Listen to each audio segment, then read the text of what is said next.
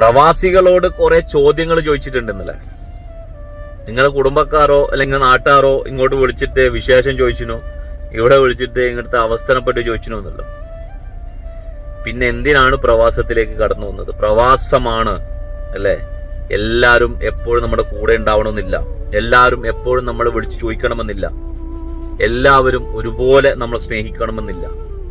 ചിലർക്കൊക്കെ പ്രവാസികൾ എന്ന് പറയുന്നത് വെറും ATM മെഷീൻ മാത്രമാണ്. അതിൽ കാശുള്ള കാലത്തോളം അതിന് വാല്യൂ ഉണ്ടാവും.